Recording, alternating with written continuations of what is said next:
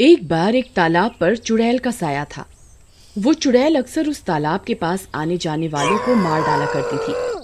उसी तालाब के पास एक गांव में मदन नाम का एक कुम्हार रहता था। वो बहुत ही सुंदर मिट्टी के बर्तन बनाता था, लेकिन उसे इन बर्तनों को बेचकर भी इतने पैसे नहीं मिलते थे कि वो एक अच्छा जीवन जी सके। इसलिए वो अक्सर दुखी रहा करता था। एक दिन उसका एक दोस्त शामू उसकी दुकान पर आता है। और भाई मदन, क्या हाल चाल है? अरे बहुत परेशान लग रहे हो, क्या हुआ? अब शामू भाई क्या बताऊं और क्या छुपाऊं, वही रोज रोज की झिक झिक। तुम्हारी भाभी रोज बोलती है कि पैसे लाओ पैसे लाओ। अब क्या करूं इन मिट्टी के बर्तनों का, कोई नहीं खरीदता तो मैं तो परेशान हो गया हूँ। समझ नहीं आता क्या करूं, कहाँ से लाऊं पैसे। तो ये बात है। अरे दुखी क्यों होते हो? अगर अभी इस धंधे से पैसे नहीं आ रहे तो धंधा बदल लो, समझा नहीं? अरे भाई कुछ और बना लो। सुना है शहर में मिट्टी के खिलौनों की काफी डिमांड है, वही बना लो। ऐसा कहकर शामू वहाँ से चला जाता है, लेकिन उसकी बात मदन के दिमाग में घर कर जाती है। ये शामू बात तो पते की करता है। चलो आज से मिट्टी के खिलौने ही बनाता हूँ। उसके बाद मदन खिलौने बनाने के लिए मिट्टी लेने एक तालाब के पास जाता है और मिट्टी लेने लगता है, लेकिन उसे पता नहीं होता कि उस तालाब में एक चुड़ैल का साया है। वो चुपचाप तालाब से मिट्टी लेने लगता है। उधर चुड़ैल भी तालाब के किनारे से उसे देख रही होती है। आज तो काफी अच्छी मिट्टी मिल गई है, इससे तो काफी अच्छे खिलौने बन जाएंगे। चलो वापस अपनी दुकान पर चलता हूँ। मदन ऐसा कहकर वापस अपनी दुकान की ओर चल देता है। वो चुड़ैल भी मदन के पीछे पीछे चल देती है। उसके बाद मदन अपनी दुकान पर आकर खिलौने बनाने लगता है। चलो पहले एक औरत बनाता हूँ, देखता हूँ कैसी बनती है, फिर बाकी के खिलौने बनाऊंगा। मदन उधर खिलौने बना रहा होता है, इधर चुड़ैल भी उसके पीछे एक दीवार से चिपकी हुई सब कुछ देख रही होती है। थोड़ी ही देर में मदन एक सुंदर सी औरत की मूर्ति बना देता है। चुड़ैल ये देखकर बहुत खुश हो जाती है। अरे वाह, क्या सुंदर मूर्ति बनाई है, कितना अच्छा कलाकार है ये तो। अरे वाह, कितनी सुंदर है ये मूर्ति। अगर ये जिंदा होती तो मैं इससे शादी कर लेता। वाह वाह। अरे वाह, क्यों ना इस मूर्ति के अंदर ही समा जाऊं। इस तरह मुझे एक नया शरीर भी मिल जाएगा, और जैसा कि ये कुम्हार कह रहा है, ये मुझसे शादी भी कर लेगा। मजा आ जाएगा, मेरे तो दोनों हाथों में लड्डू ही लड्डू। ऐसा सोचकर वो चुड़ैल उस मूर्ति के अंदर समा जाती है और मूर्ति जिंदा हो जाती है। अरे अरे मर गया। अरे ये मूर्ति जिंदा कैसे हो गई? ये क्या जादू है? ये जादू नहीं है जानू। तुम ही तो कह रहे थे कि अगर ये मूर्ति जिंदा हो जाती है तो तुम मुझसे शादी कर लोगे। लो, अब हो गई जिंदा, कर लो शादी। माफ कर दो मुझे जाने दो। मेरे छोटे छोटे बच्चे हैं, मेरी बीवी घर पर इंतजार कर रही है। मैं तुमसे शादी कैसे कर सकता हूँ? जाने दो मुझे। क्या शादी नहीं कर सकते? नहीं कर सकते? ये क्या लगाया हुआ है? क्या मैं खूबसूरत नहीं हूँ? देखो एक बार मेरी तरफ प्यार से। अगर तुम अपनी बीवी को ना भूल जाओ तो मुझे कहना। चमन जैसे ही चुड़ैल की तरफ देखता है, चुड़ैल उसे सम्मोहित कर लेती है। मुझे ये क्या हो रहा है? ये क्या कर रही हो तुम? अब तुम मेरे गुलाम हो गए हो। अब जो भी मैं बोलूंगी वो तुझे करना पड़ेगा। उसके बाद सम्मोहित हुआ मदन अपने घर की ओर चल पड़ता है और उसके साथ साथ चुड़ैल भी चल पड़ती है। घर पहुंचते ही मदन की बीवी सीमा उस पर गुस्से में टूट पड़ती है। क्या उखाड़ कर आए हो आज? लाओ कुछ पैसे वैसे हैं तो। आते तो रोज ऐसे लेट हो जैसे पैसों का अंबार लगा दोगे। हाय रे मेरी फूटी किस्मत।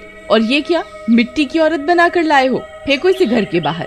पता नहीं क्या कूड़ा कबाड़ा उठा कर ले आते हो, कबाड़ी की तरह। इस बात पर मदन को गुस्सा आ जाता है। ए औरत, बहुत देर से तेरी बकवास सुने जा रहा हूँ। लगता है तेरी अकल ठिकाने लगानी पड़ेगी। तू कहीं भी मर, लेकिन ये मूर्ति यहीं रहेगी। ऐसा कहकर मदन सीमा को घर से बाहर निकाल देता है। सीमा रोते हुए मदन के दोस्त शामू के पास जाती है और उसे पूरी बात बताती है। तो ये बात है सीमा बहन, मुझे तो कुछ गड़बड़ लगती है।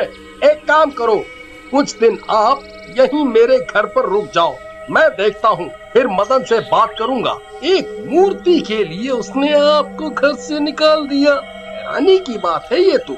उधर मदन को सम्मोहन से होश आता है और वो देखता है कि चुड़ैल उसके सामने खड़ी है। वाह जानू, लगता है तुम भी मुझे प्यार करने लग गए हो। तुमने मेरी खातिर अपनी बीवी को भगा दिया। वाह, मजा ही आ गया।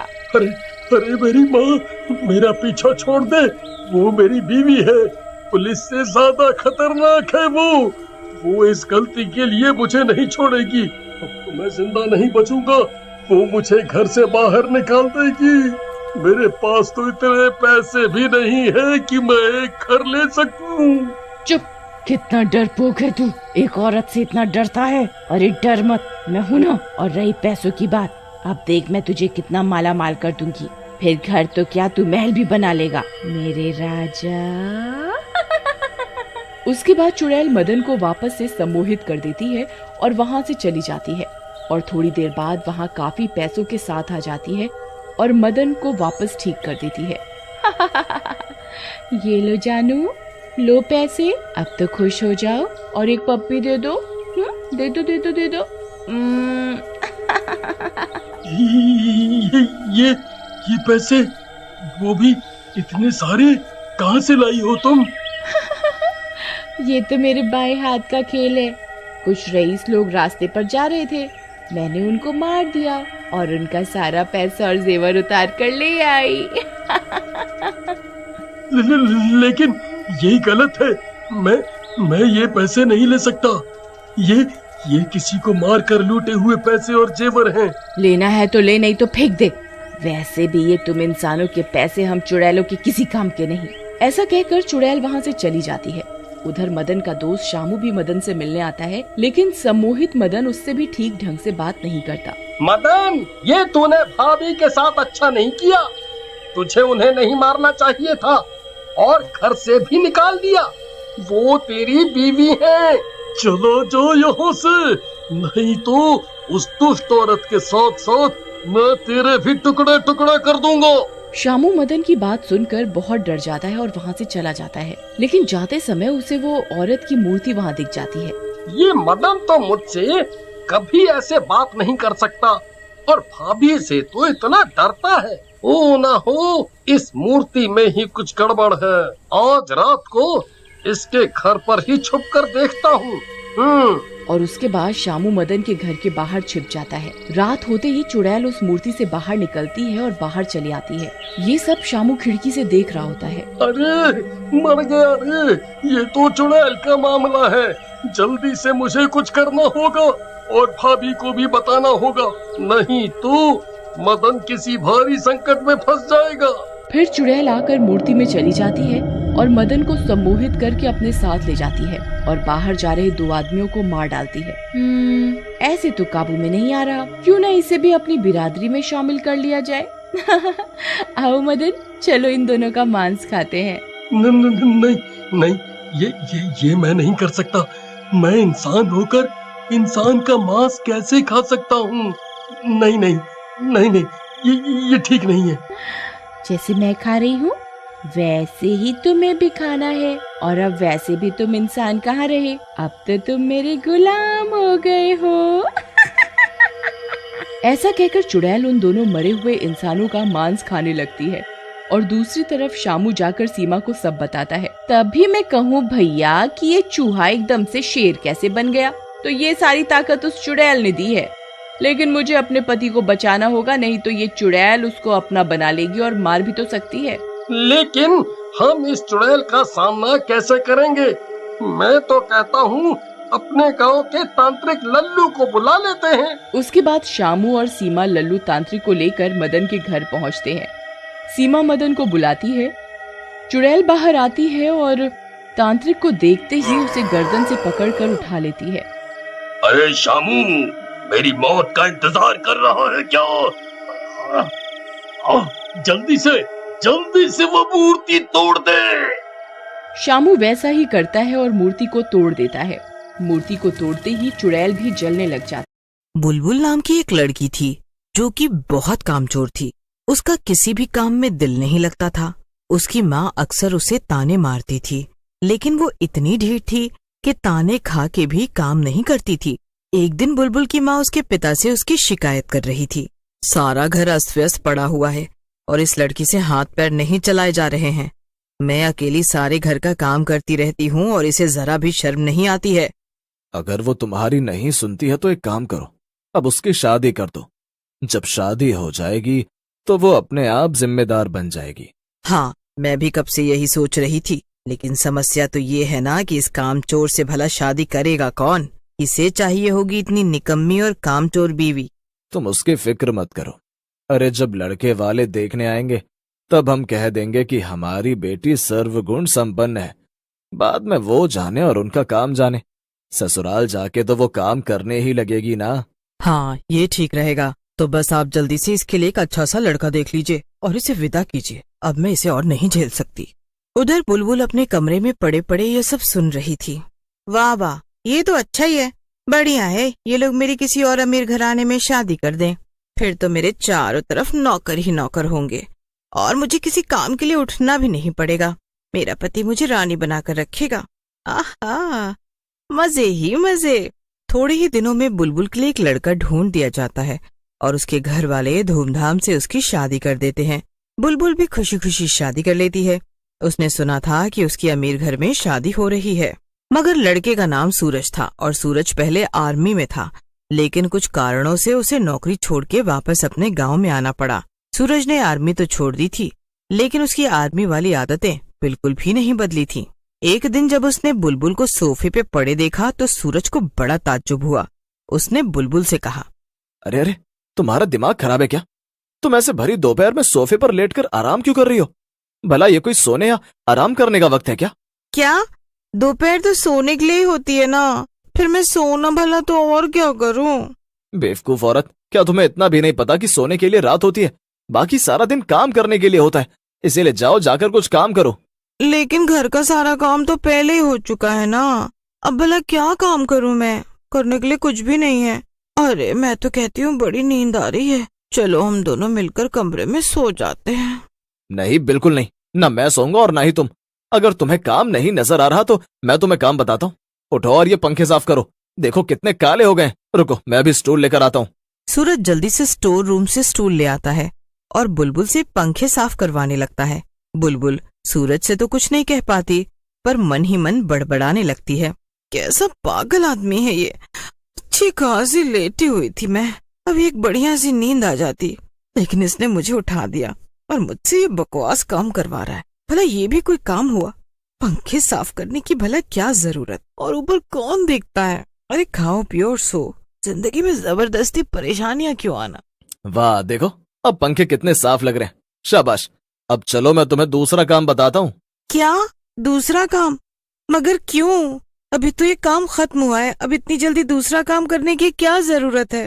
अरे तुम्हें पता नहीं है क्या, इंसान को काम करते रहना चाहिए, वरना ये शरीर बेकार हो जाता है। चलो अब समय बर्बाद मत करो और काम पे लगो। एक काम करो, हाँ तुम जाकर छत पर पोछा लगाओ। जब मैं कल शाम को गया था तो बड़ी धूल मिट्टी और गंदगी थी वहां, और गर्मी भी कितनी हो रही है। ऊपर पानी से धुलाई करोगी तो घर भी ठंडा होगा। जाओ जल्दी जाओ।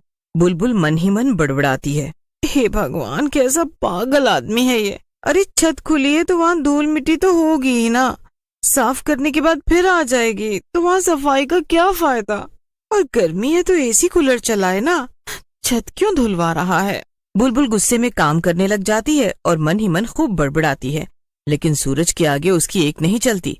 जैसे तैसे वो सूरज का बताया हुआ सारा काम खत्म करती है और थक कर सो जाती है।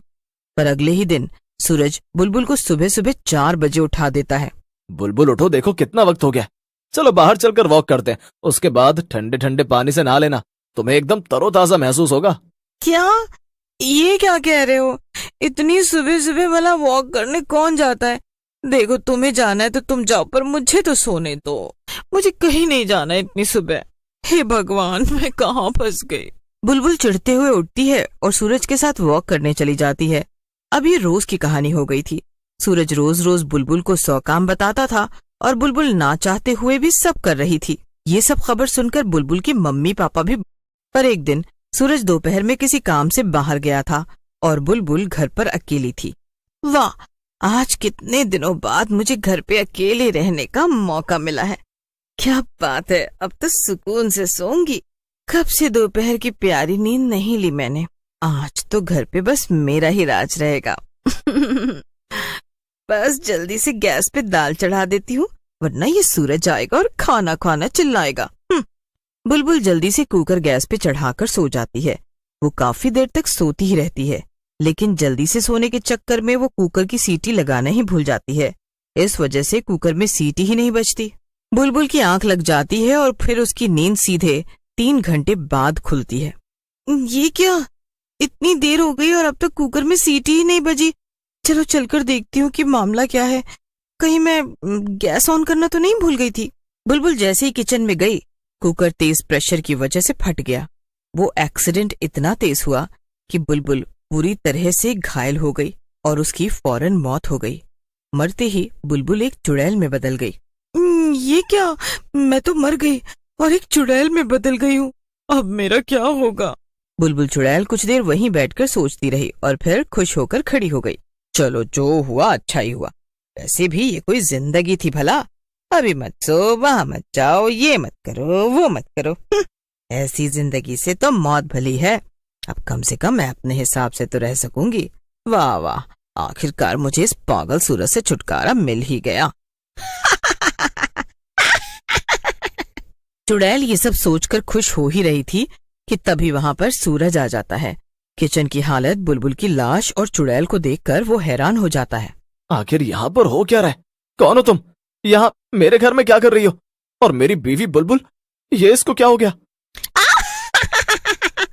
मैं ही बुलबुल हूँ और मैं एक चुड़ैल बन गई हूँ। ये मेरी लाश है। क्या? मगर कैसे? तुम मर कैसे गई भला? चुड़ैल सूरज को मरने की वजह बताने से पहले थोड़ा हिचकिचाती है, मगर फिर बोल देती है। वो दरअसल मैं कुकर में सीटी लगाना ही भूल गई थी और फिर दाल गैस पर चढ़ाकर मैं कुछ ज्यादा ही देर के लिए सो गई। इसीलिए जब मैं किचन में आई तभी कुकर फट गया और मेरा ये हाल हो गया। क्या? हे भगवान, बुलबुल तुम कितनी लापरवाह हो। तुमसे एक छोटा सा काम भी ठीक से नहीं हुआ। अब देखो जरा अपनी बेवकूफी का नतीजा, तुम्हें चुड़ैल बनना पड़ा। खैर, अब जो हुआ सो हुआ। चलो जल्दी से गंदा किचन साफ करो। तुम्हें पता है ना, मुझे गंदगी बिल्कुल भी पसंद नहीं। क्या मैं साफ करूं? लेकिन मैं तो अब चुड़ैल हूं ना। हाँ तो तुम चुड़ैल हो, पर अभी भी हो तो मेरी बीवी ही ना। अब जल्दी करो, समय बर्बाद मत करो। हमें और भी बहुत काम करने। बुलबुल, सूरज की बात सुनकर चुड़ैल हैरान हो गई और फिर किचन साफ करने लगी। वो फिर से मन ही मन बड़बड़ाने लगी। ये पागल सूरज का बच्चा, ये तो मुझे मरने के बाद भी आराम नहीं करने दे रहा है। न जाने ये मुझसे चाहता क्या है। लगता है कि ये पाताल लोक तक मेरा पीछा नहीं छोड़ेगा। वहाँ भी आ जाएगा, मुझसे साफ सफाई करवाएगा। चुड़ैल गुस्से में सारा काम कर रही थी कि तभी सूरज फिर से वहाँ आ गया। अरे ये क्या, अभी तक ये किचन साफ नहीं हुआ? अरे तुम कब तक इतना धीमे धीमे काम करोगी? क्या तुम्हें जरा सी भी शर्म नहीं आती है? इतनी देर में तो मैं ये सब काम कर चुका होता। जीते जी भी तुम एकदम कामचोर थी और मरने के बाद भी एकदम निकम्मी और कामचोर चुड़ैल हो। सूरज की इस बात को सुनकर चुड़ैल ने अपना आपा खो दिया। उसे अपनी शक्तियों का एहसास हो गया और उसने सूरज को हवा में उड़ा दिया। बहुत हुई तेरी बकवास, जब देखो वही सब घिसी पिटी बातें। अब रुक, मैं मजा चखाती हूँ तुझे। अब मैं तुझे सीधा 10 माले की बिल्डिंग से नीचे फेंक दूंगी। तुझे पता है, मुझे मरने के बाद जरा सा भी दुख नहीं हुआ था, क्योंकि तूने मेरी जिंदगी इतनी नरक बना रखी थी। मैं तो बड़ी खुश हुई थी कि तेरे जैसा पागल आदमी से मेरा पीछा छूटा, लेकिन तूने तो मरने के बाद भी मेरा पीछा नहीं छोड़ा। अरे भला एक चुड़ैल से कौन इतना काम करवाता है। अब बस बहुत हो गया, अब तेरी खैर नहीं। इतना कहकर चुड़ैल सूरज की जमकर धुलाई करती है। जब चुड़ैल का गुस्सा कुछ कम हुआ तब वो सूरज से कहती है, चल बता, कहाँ लगाना है झाड़ू और क्या बनाना है नाश्ते में? नहीं नहीं, कुछ भी नहीं करना है। तुम आराम से बैठो, मैं सारा काम कर लूंगा। तुम्हें कुछ भी करने की जरूरत नहीं है। लगता है कि मेरी मार ने सही असर किया है तुझ पे। तो चल जा, सारे घर की सफाई कर और मेरे लिए अच्छा सा नाश्ता बना कर ला। हाँ, अभी लाया। मैं सारे काम अच्छे से कर दूंगा, तुम बिल्कुल भी फिक्र मत करो। सूरज वहां से दुम दबाकर भागा और चुड़ैल का सारा काम करने लगा। अब जाकर चुड़ैल को शांति मिली। इसके बाद से आलसी चुड़ैल बैठकर आराम करने लगी और सूरज सारा काम करता था।